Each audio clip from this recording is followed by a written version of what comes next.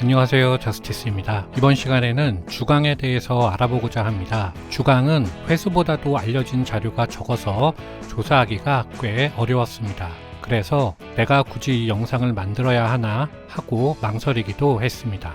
망설인 이유는 영상이 부족한 부분이 많아서 구독자 여러분들께서 원하시는 수준에 미치지 못한다고 생각했기 때문이었습니다. 하지만 유튜브에 이 정도 수준으로도 주강을 소개하는 영상이 아직 없기 때문에 처음으로 시도한다는 자체에서 의미를 찾고 만들었습니다. 대신 주강과 관계가 깊은 베트남 역사를 한번 짚고 넘어가도록 하겠습니다. 이 영상 역시 여러분들께 알려드린다는 것보다는 학구적 욕망에 있는 한 개인이 스스로 조사한 내용을 채널 구독자 여러분들과 공유하는 것이다 정도로 이해해 주시고 너그럽게 봐주시면 감사하겠습니다.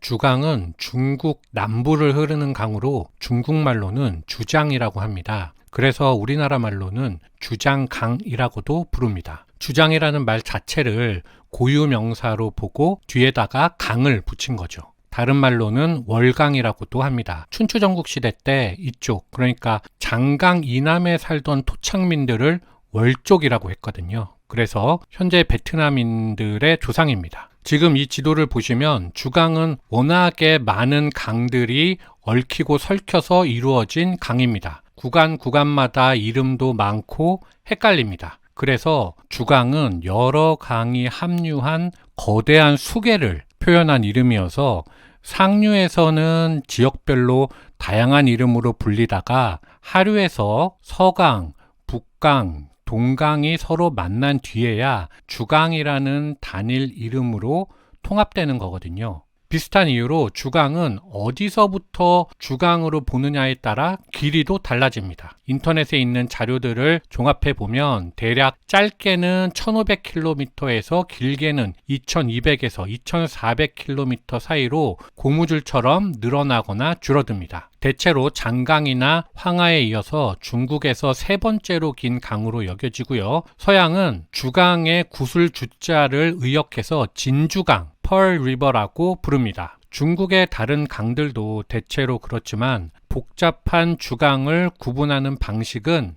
대략 두 가지입니다. 제가 조사하면서 스스로 알아낸 방법인데요.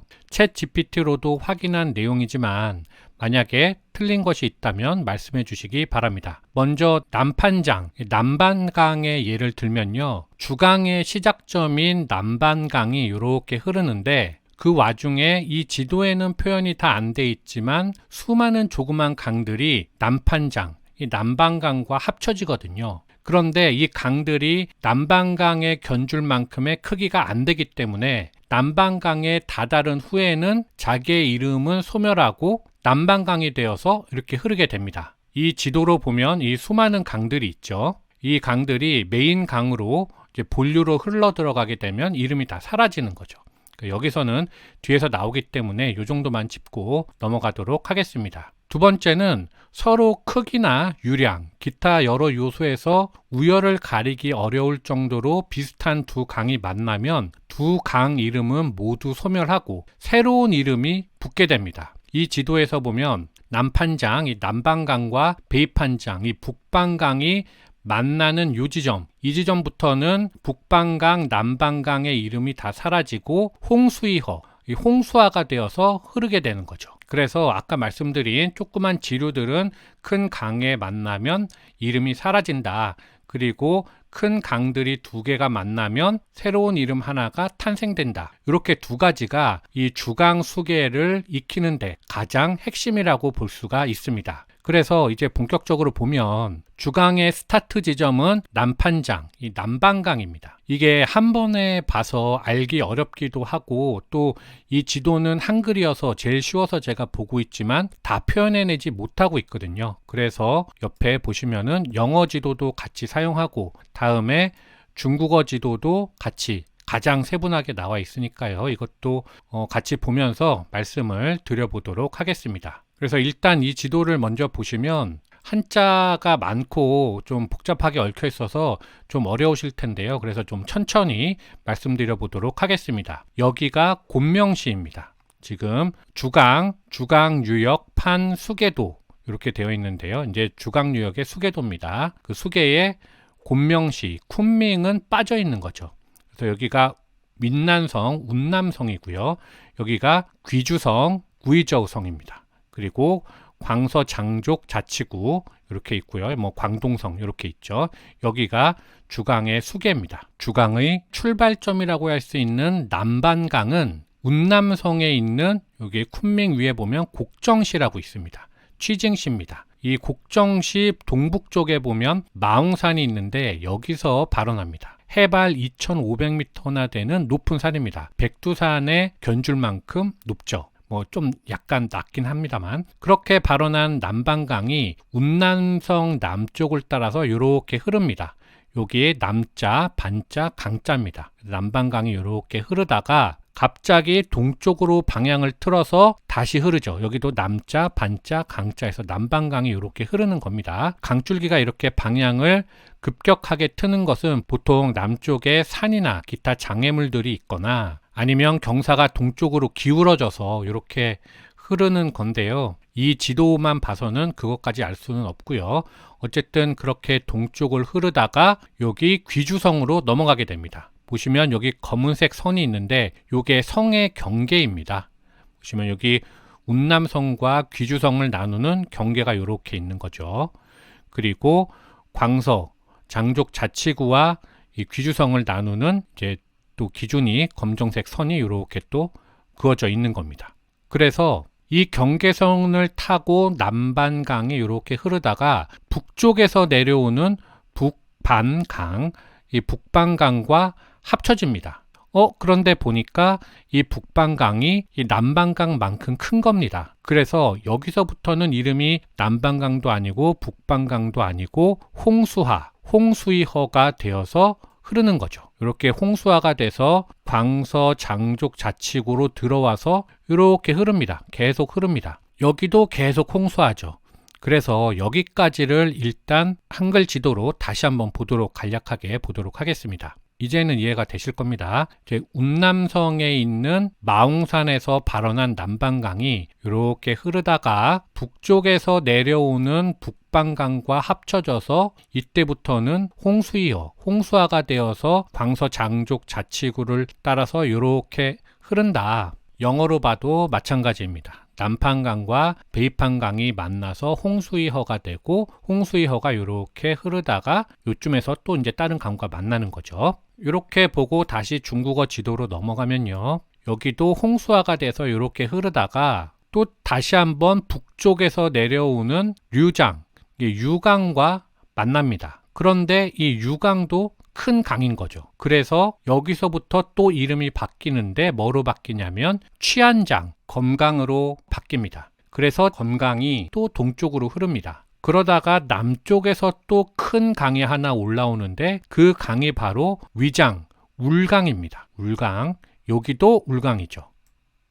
그래서 우강이 이렇게 흘러오고 좌강이 이렇게 흘러가다가 두 강이 만나서 여기서부터 울강이 되어가지고 남령시, 이 난닝시를 지나서 이렇게 흘러 올라가다가 울강이 서쪽에서 동으로 오고 있던 검강과 만나서 여기서 다시 한번 이름이 또 바뀝니다. 심강이 됩니다. 이 쉰장이 되는 거죠. 그리고 심강도 동쪽으로 흐르다가 많은 이 짜잘한 이 지류들과 만나지만 요거는 다 작은 강이기 때문에 자기 이름 유지하고 가다가 위에서 내려오는 이 개강, 구이장과 만나는 겁니다. 어디서? 여기 오주시죠. 오주시, 우저우입니다. 여기 이 개강, 이 북쪽에 보면 계림시라고 있는데요. 여기서 잠깐 스톱을 하고 중국과 베트남 역사를 말씀을 잠깐 드려보도록 하겠습니다.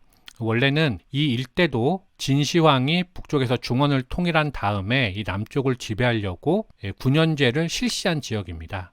진시황이 통일한 직후에 제일 급했던 게 호족의 잔당들을 완벽하게 제압하고 중앙 집권을 완성하는 거였거든요. 그래서 지방에 군과 현을 설치하고, 다음 지도를 보시면 이렇게 지방에 군과 현을 설치하고 자신이 직접 그 관리를 파견한 거죠. 그래서 중앙 집권을 확립하려고 했었습니다. 그래서 이 남쪽에 있는 만족들, 이 남만족들을 통제하려고 여기 주강수계 쪽에다가는 3개의 군을 별도로 설치하거든요. 그래서 남해군, 계림군, 상군인데 요 계림군이 있던 그 중심지가 바로 이 계림시입니다. 그래서 여기서 흐르는 강이 바로 계강이 되는 거죠. 자, 다음 지도로 보시면요. 이 지도로 보시면 이 남해군은 이 광동성 일대고요. 여기 광주입니다. 이 남쪽에 있는 바다와 맞닿은 군이라는 뜻이겠죠. 그리고 이 광서 쪽에 보면 이 계림군이 있는데 여기 중심이 계림시가 되는 거죠. 요 일대 계림군, 개수나무 숲이 많은 군이다 이런 뜻이겠고요. 그 다음에 그 서쪽에 이 광서장족자치구의 서부와 또 베트남 북부 일부까지 포함하는 요 지역은 상군이라고 했습니다. 이 코끼리 상자를 써서 이쪽에 코끼리가 많았겠구나 이렇게 볼 수 있는 거죠. 이렇게 3개 군을 설치해서 남만족들을 통제하다가 진시황이 죽고 나니까 남해군에 이제 월족이 많았거든요. 그래서 월족을 지배하고 있던 현령 중에 조타라는 사람이 있었습니다.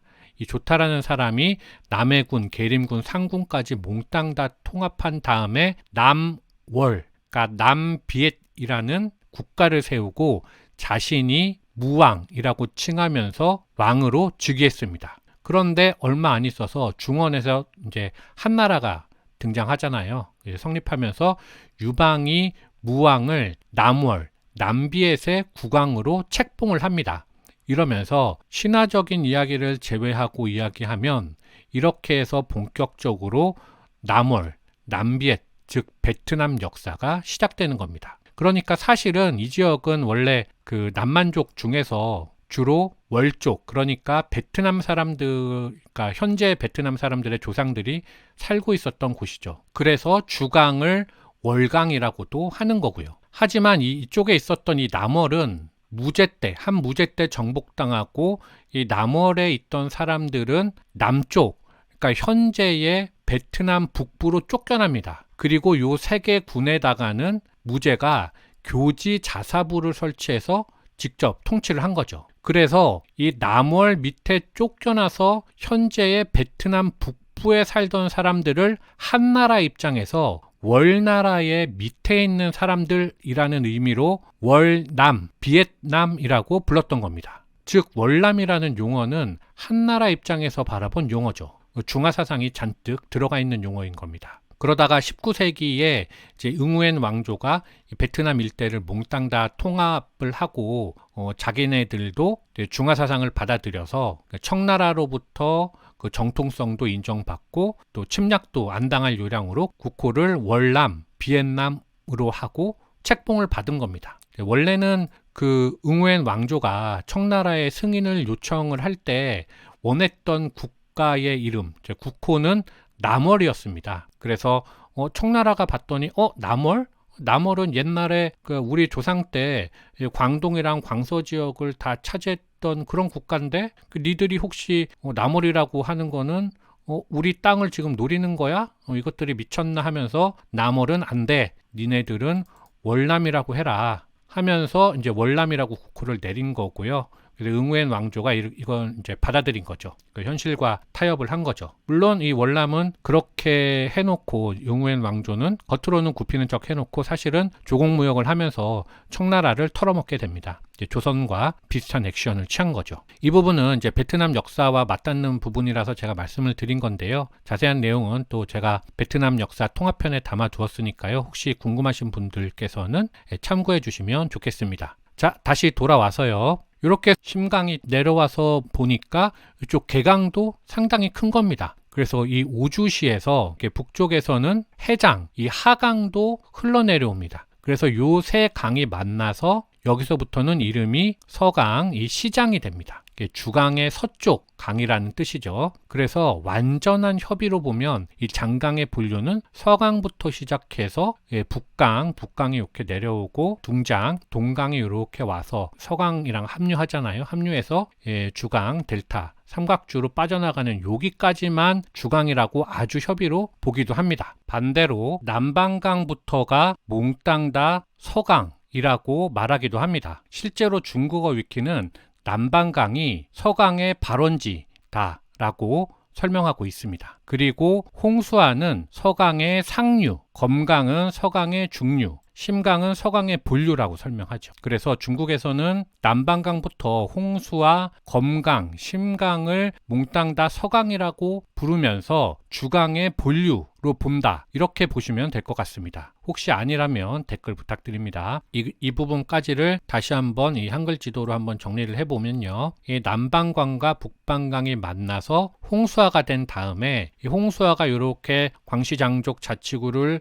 지나가다가 북쪽에서 흘러내려오는 류강과 만나서 여기서 검강이 되고, 그래서 이쪽에 영어로 보면 취안장, 이게 홍수이와 북쪽에서 내려오는 류장이 만나서 취안장이 된다. 여기입니다. 이 취안장이 되고 남쪽에서 올라오는 위장과 합치면 그때부터는 순장이 된다. 심강이 되죠. 여기 그러다가 북쪽에서 내려오는 구이장, 해장이랑 합쳐가지고 이렇게 서강이 된다. 그리고 여기 베이장, 둥장과 합쳐가지고 이렇게 빠져나간다. 이렇게 보여주는 겁니다. 이 동강 쪽은 엄청 복잡하네요. 이 일대를 주강 삼각주라고 하는데요. 자, 이 그림으로 보면요. 이 일대를 몽땅 다 주강 삼각주라고 합니다. Pearl River Delta라고 되어 있죠. 전체가 다 광동성입니다. 홍콩은 이제 향항이죠. 그 향기로운 항. 그리고 마카오는 아오몬, 오문이고요. 여기만 특별 행정구입니다. 그래서 광동성에 포함되지 않죠. 그리고 나머지 시들은 여기 써있는 영어로 써있는 시들은 다 광동성입니다. 이제 펄리버 델타입니다. 다. 그래서 다시 원래 지도로 보면 여기를 이제 표현이 되어 있는 주강을 본 거고요. 그래서 이 원래대로 보면 이 전체를 가지고 몽땅 다 주강 유역 편 수계도다. 이렇게 이야기를 하는 거죠. 제가 알아낸 주강은 여기까지입니다. 다만 이 지도는 이제 지형 그리고 또 높낮이도 표현이 안 돼 있는 지도기 때문에 한계가 있을 수밖에 없다는 점 다시 한번 말씀드리고요. 오늘 말씀드린 주강 수계는 전체 주강 수계 중 극히 일부만 말씀드린 거라는 거 그냥 조족지열 세 발의 피입니다. 따라서 주강 수계는 제가 말씀드린 것보다 어마어마하게 더 크고 복잡하다는 것 말씀드리겠습니다. 혹시 제가 드린 말씀 중에서 틀린 부분이 있다면 지적 주시면 고정 댓글로 반영토록 하겠습니다. 그리고 이번 영상이 유익하셨다면 좋아요와 구독, 알림 설정도 잊지 말고 해주시기를 부탁드립니다. 이상 마치겠습니다. 감사합니다.